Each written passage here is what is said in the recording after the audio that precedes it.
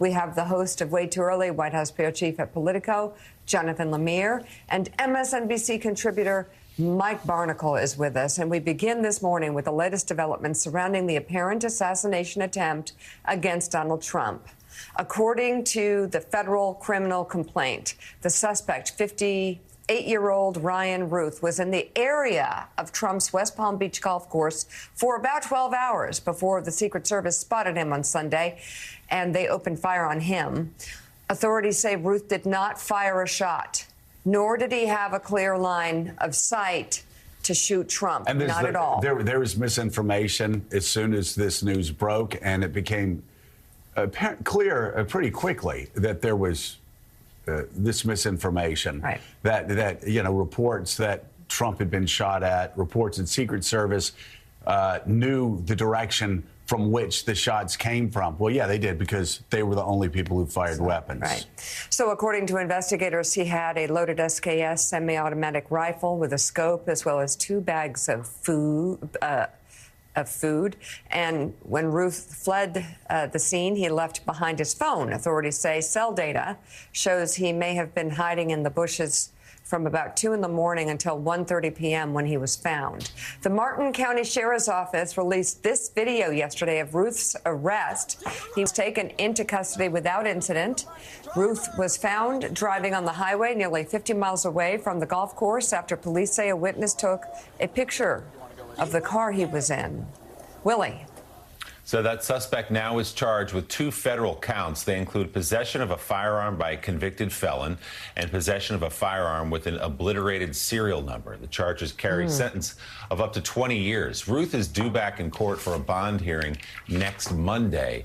He could face additional charges there or as this investigation continues. Let's go straight to NBC News national law enforcement and intelligence correspondent Tom Winter. Tom, good morning. So let's start with that timeline and what we know exactly. We learned from law enforcement yesterday, as Joe said, the guy didn't fire any shots. He never had a clear line of sight. He was too far away from where President Trump was playing golf. What else do we know this morning? Right, and we know that it was the Secret Service that saw him kind of moving within the tree line there that alerted them to this person being there, and then they saw the gun, and the Secret Service engaged with them and fired at him. And so that's how this whole event really initially started. There's some indication that the Secret Service agent didn't even bother to radio first, just took immediate action, firing that weapon, and then got on the horn and started telling everybody what was going on. As far as the information that you and Mika were referencing, him being at that location for almost 12 hours, what happened was on July 10th of this year, Ruth posts on Facebook, hey, if you want to contact me, you can reach out to me through WhatsApp and send me an instant message. And that WhatsApp is associated with a cell phone number.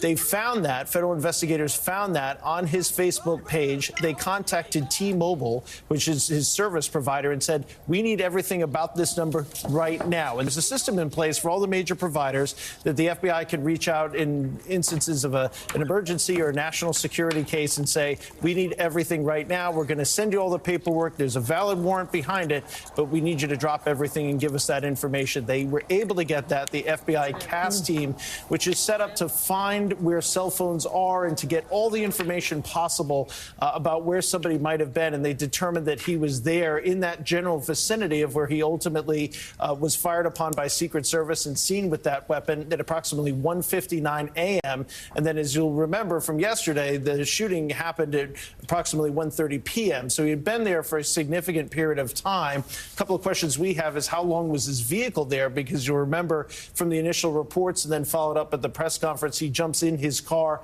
and then leaves the scene. Now, yesterday, we sent out some of our own colleagues to try to canvass the area and see if we could get any sort of surveillance video from any of the businesses nearby to try to determine some of that information. The FBI was there within 2 hours after the shooting, so approximately 3:30 on Sunday afternoon. The FBI was already pulling hard drives and surveillance tapes from local businesses to be able to derive their own timeline. So, Tom, since Butler, which was on July 13th, a couple of months ago now, the Secret Service has added to its protective detail around Donald Trump. But yesterday, the Trump campaign said we need more, obviously. Their argument being, of course, there was another guy in these bushes, didn't get a shot at Donald Trump, thank goodness, but that something has to change here given the threats against former President Trump and, by the way, against Vice President Harris as well. So is there a look that people are taking now about changing the way they're protecting Donald Trump after now 2 attempts on his life?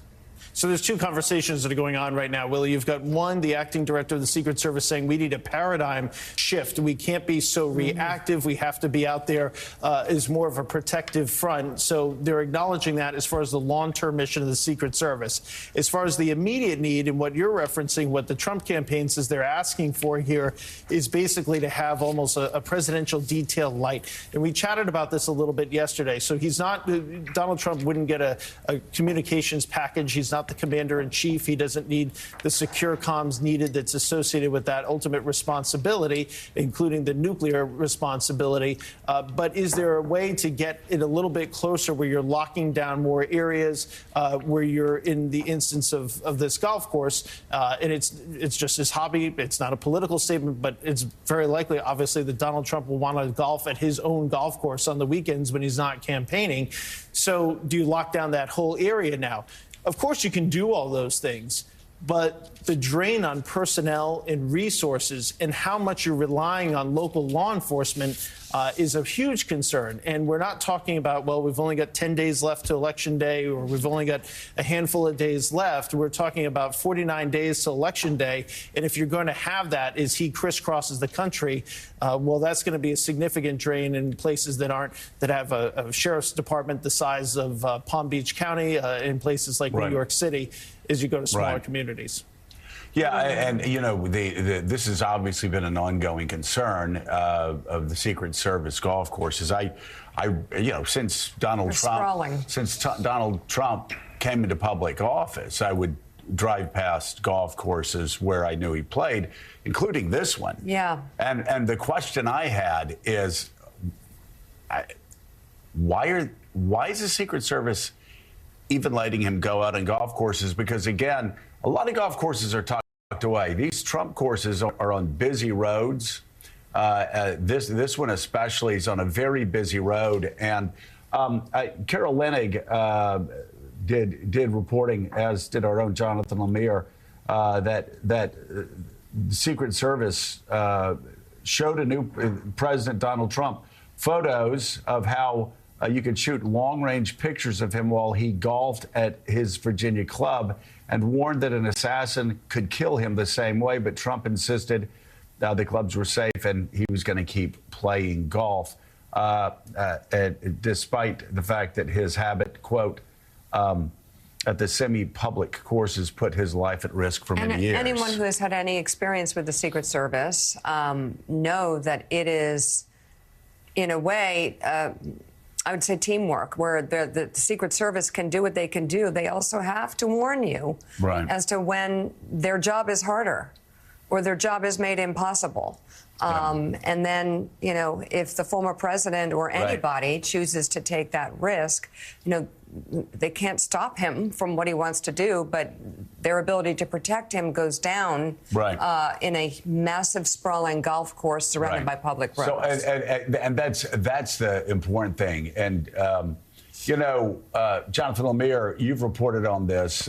It's, you know, golfing at a secluded private club at Martha's Vineyard, or a secluded private club in Kennebunkport, Mar-a-Lago, or a secluded private club, you know, Bel Air Country Club, or you name it. These private secluded clubs are one thing, but I know you've seen this course.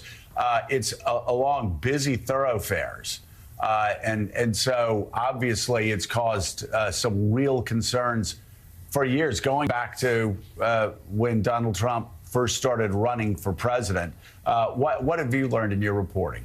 Yeah, covering the Trump White House for years, senior staff would always be anxious when Donald Trump would go away for the weekend to whether it was Bedminster or Mar-a-Lago to golf, in part because they were afraid of what rich friend he would run into who would plant an idea that they would then have to deal with as he came back to them. But there were also real security concerns, particularly at this course here, which is West Palm Beach, a couple miles from his Mar-a-Lago resort. There's no course at Mar-a-Lago itself. This is the closest one, and that one in Sterling, Virginia.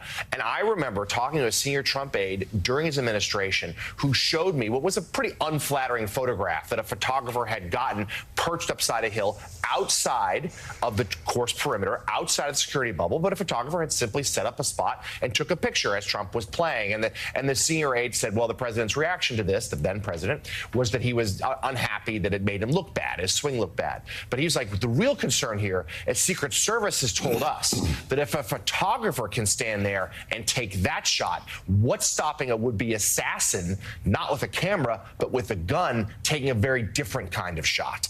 And that has been a concern while he was in office, and even more so since then, because as a former president, he simply doesn't have the security footprint he did while he was in office. So this has been a long-running concern. Two final notes here. When President Obama golfed, where he did so for security reasons in part, was it Joint Base Andrews? Was at Andrews Air Force Base, a military installation that they could completely secure, so there was less of an issue there. And then we heard from President Biden yesterday, Joe and Mika, saying that, yes, Secret Service needed help. They need more resources here. Senator Schumer, the majority leader, says he'll put that in the budget, but House Speaker Johnson has indicated he doesn't think this is a funding issue. It might be a no-go.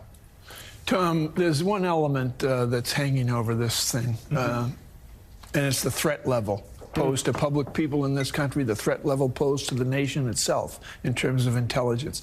Where is the threat level today? I've never seen it this high in the 10-plus years I've had this job.